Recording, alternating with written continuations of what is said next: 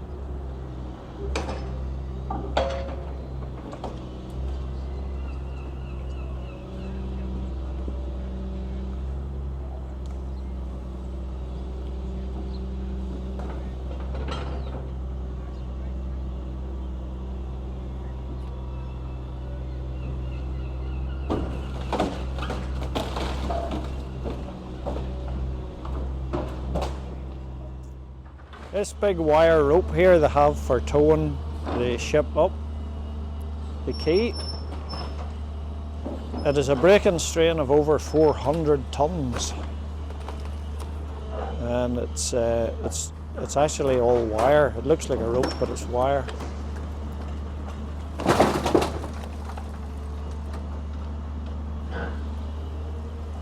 And they pull the boat up with that.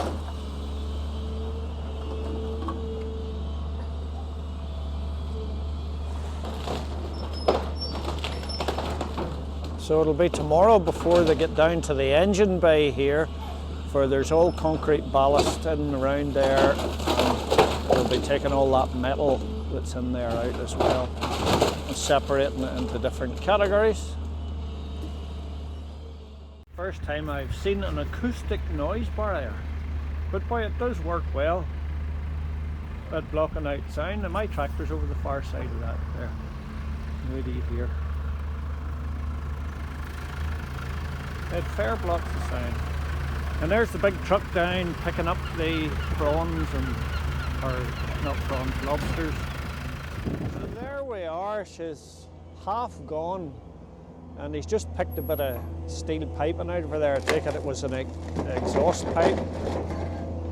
And the metal's separated from the timber and the wiring and stuff, it's all separated and it's all recycled. Now it's a bit of a sad sight too, seeing all the work done by hand being eaten up with a digger, but depends what way you look at it, doesn't it? What can you do with it? Leave it to rot? You know, as you go up by over into Derry, over the bridge, you look down, you see there's old boats lying down there just rotting and disintegrating. It's a bit of an eyesore. So I suppose this is our best option.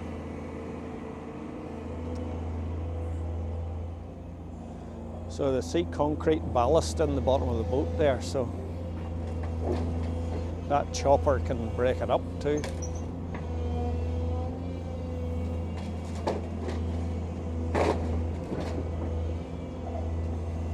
Anyway, that's what's happening at the harbour of the day.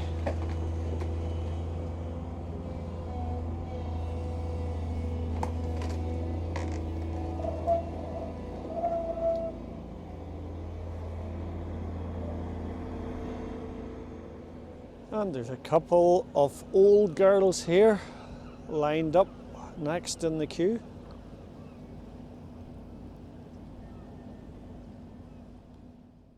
Now, just as I was walking along the quay there, I came down onto the deck of this boat, and there's a couple of boys in it. So they said there's just a new engine in her. So here we are, and this is the engine behind me here.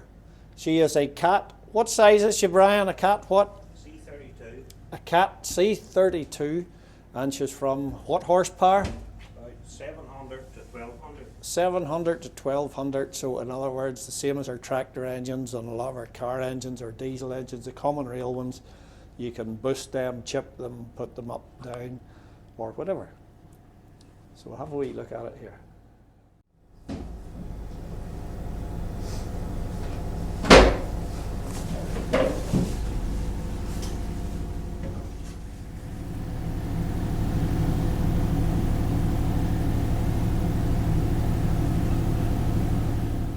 There's actually 3 engines in this boat, and this one here is a smaller one. She drives all your electrics on the boat, and there's one over the other side here. That one drives the hydraulics.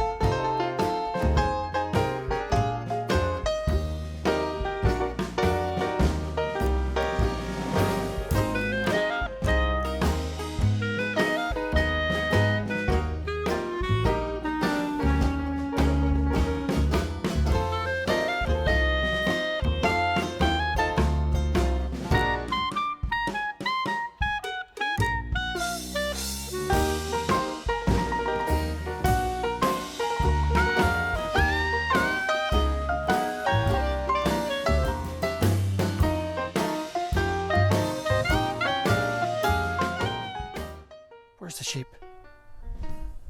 Are the sheep here?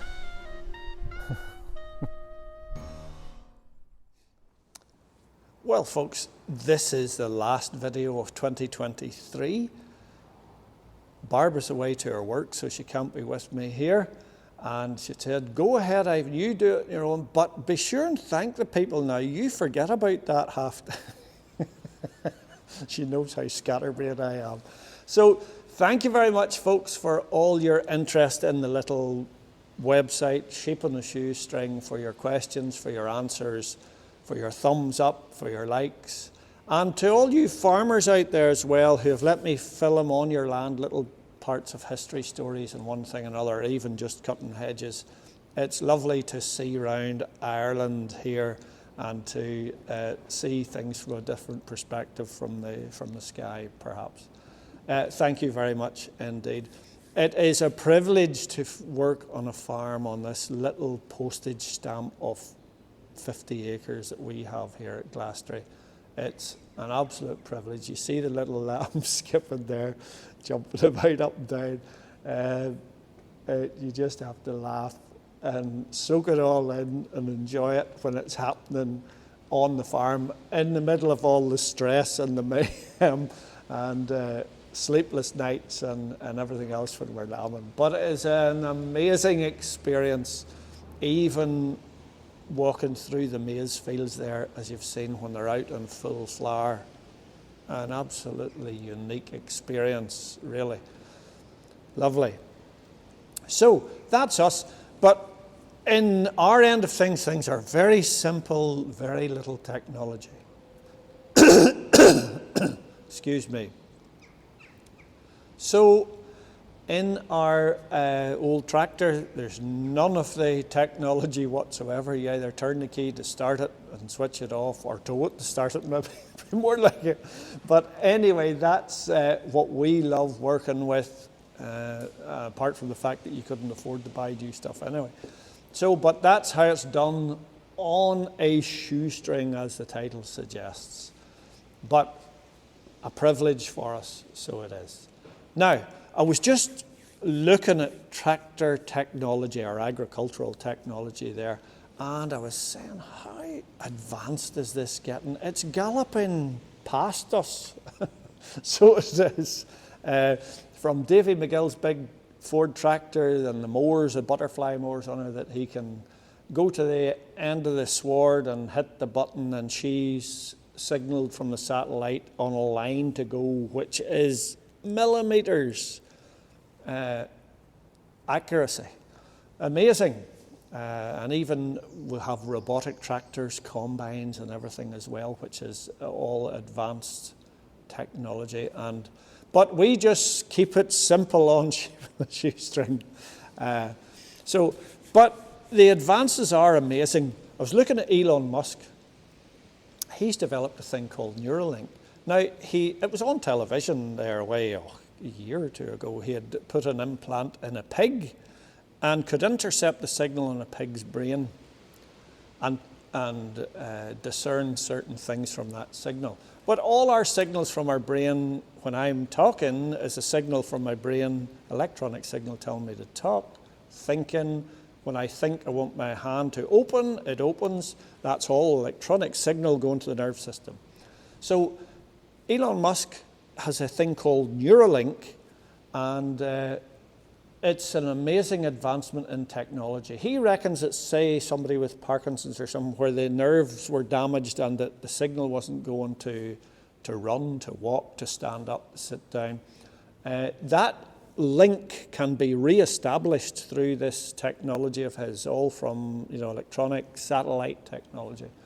But I was thinking to myself, now what happens if that can be hacked into, the same as any other electronic signal can be hacked into? That's just what a wee thought was in the back of my mind. So that was Elon Musk.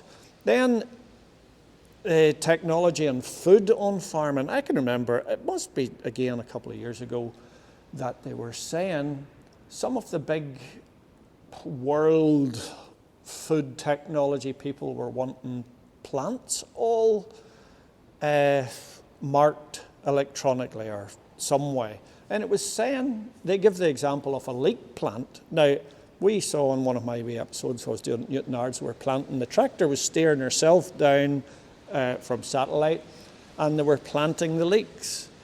Now, the leek plant is only sort of that size when it's put in, but they can do some sort of a DNA marker in that plant. And then it's not as a chip like an ear tag or a chip that the Denmark folk are putting in their wrist to open doors and pay things and all the rest of it. It's some sort of an indelible marker. So, and it can be read from satellite. If the satellite goes over Ireland, it can pick that leek plant up out of the ground with whatever markers in it. Now, why would that be an advantage to farming? I don't honestly know, but it would seem to be more of a control thing to me, that if you were, say, the way it used to be, if you'd set aside, you couldn't grow anything in it or whatever, they could then say, right, you're not doing that, they can see if you're doing it as one and penalise you some way if you're not doing what you should. So control, I would say again, but some amazing advances in the agricultural end, absolutely mind-boggling. really. Now, just to finish off, Barbara was reading a book the other day, and she goes and buys some of these fiction things, but I don't know if it was fiction or not. Well, I do, it wasn't fiction. But this book, anyway, she was reading out of it, and it was saying that if you didn't have this special mark, now I don't know what the mark meant. Was it an electronic tag? Was it a chip? Or what was it? But you had to have this mark anyway, either in your hand here or in your forehead. So, and without that mark, you would not be able to buy or sell. Now, this was going to be happening in the future, was what this book was saying. So I was looking at this, half skeptically. So, but then I was thinking of the banking system, which I have had a 2-day torture with. They were going to shut my account down, and I wouldn't be able to get to pay anything, to do anything. So over the head of some old form, they're wanting us to fill in as a business owner, a farm as a business, and they want to know every iota of who you're getting money from, where it's going to, all electronically be calculated. If cash is done away with, and we'll get some sort of a card or a chip or whatever. All control, which I hate all that sort of thing, and then, the food technology thing, tracing plants even growing on your farm. Absolutely mind-boggling. But anyway, that book was saying that, if you didn't have this mark, you wouldn't be able to buy or sell anything, and it's talking futuristically, So, and then, lo and behold, it said that there was going to be one world religion. So I thought to myself, I was thinking back, and I said, I remember about a year ago, I'm sure it was, all our top world religious leaders met somewhere out in the Middle East, somewhere out that direction. And they were all saying what they had in common, and there was every strand of religious, Buddhists, Christian, everything, the whole shebang, saying what common ground they had. So I was thinking, right, you would think that book Barbara was reading had some sort of special insight, excuse me, into what's going on. So, it talked about the one world religion. Then it was also talking about a certain nation whom we all know in today's news. And it said this nation is going to be surrounded by hostile nations all around it, and it's going to be left friendless with no one to help out or come to its aid. The way all the countries work, like Russia, China, and whatever, together. Excuse me.